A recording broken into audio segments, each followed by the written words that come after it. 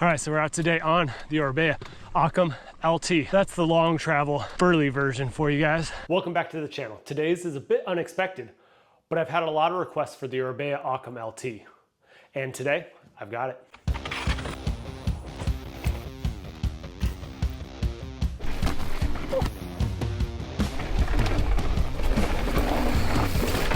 In a similar vein to the SB135, this bike really surprised me and I was really happy to hop on it while down in Sedona. So let's take a look at what the Orbea LT is all about. Before we get into it, subscribe and let me know what other bikes you'd like to see.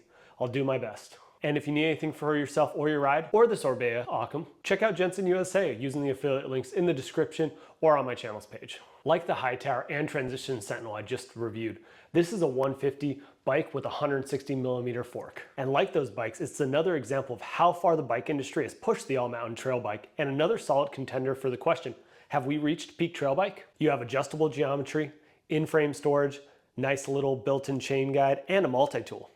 It comes from the factory with some vinyl frame protection and room to run a properly long dropper post. The bike I'm riding is the LTM10 with a nearly full XT build, including race face cranks, in-house wheels with DT Swiss 350 hubs, as well as some in-house handlebars, stem, and seat post. Maxxis rubber rounds things out, but I think we'll have to talk about the elephant in the room. Yes, it has head tube cable routing, and while it does look good and is quiet, I know there are going to be a ton of complaints. And I'm not going to argue for or against. On the more cut and dry side, Orbea has a great bike builder on their site, and I would personally upgrade to the 35mm rise bars, which is a $0 upgrade. I like how light and quick this bike feels, but EXO tires just don't cut it for me, and the only option to upgrade is DH casing. A bike like this should really have something in the middle. Some of those are small issues, and to be honest, with the pricing where it is, better tires don't sting like they would if I shelled out $7K or more. Let's take a quick look at the geometry, and we'll cover it more in depth as we discuss climbing and descending. Starting with the climb, this bike gets up.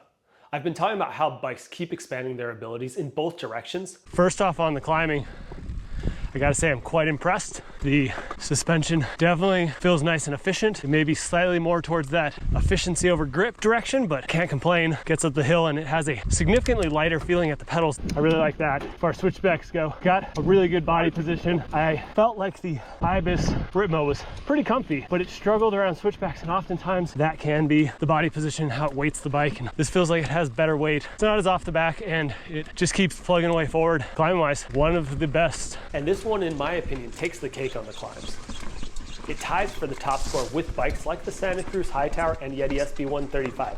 But for efficiency, it just feels that touch more efficient and lighter than those bikes. It has all that pedal efficiency of the Trek Fuel EX that sat on top of my list up until very recently, but a bit more balanced body position. So yeah, I gave it a 5 for body position. It's comfy without being too upright and is balanced for switchbacks and traction. When it comes to efficiency, it's a 5 there as well. And like I already said, it's a touch better than that Trek Fuel EX that I really loved before. Traction is a solid 4, basically as good as you would expect from a trail bike, and rather than that tractor feel of the Bronson, it's nimble like a mountain goat. Lastly, on switchbacks, it's a good length at 1257, and again, balance is the word that comes to mind. The 77-degree C-tube keeps weight centered, especially combined with the 440 rear end and the 480 reach. Now, the Occam LT is missing the size-specific chainstays that we're becoming accustomed to, but 440 for the large really fits, at least in my opinion, and especially for climbing. Now that we're at the top, let's get into the fun stuff. I don't have as many third-person shots of this bike because of the short time frame and the snow we got in Sedona. Let's see how the Orbea Occam handles teacup. I actually got the Occam out for 2 distinct rides, but due to the weather and time was more hurried. On the descent though, I think I was even more surprised. You pick this bike up and it feels light, so I expected it to climb well, but sometimes that doesn't help on the descents. When it came to chunk and especially speed, the Orbea is calm. It's one of the quieter bikes I've ridden recently, and for a dual 29er just felt like it rode deeper in its travel without finding the end. I gave it a 4 there because it's not an enduro bike or even that new Bronson, but it is really good. Next, we'll get into the steeps. I gave it a 4, and while I personally like a touch higher stack, 635 and a 64-degree head angle had me more confident than some dual 29ers, and that 342 bottom bracket height gave it a nice neutral feel.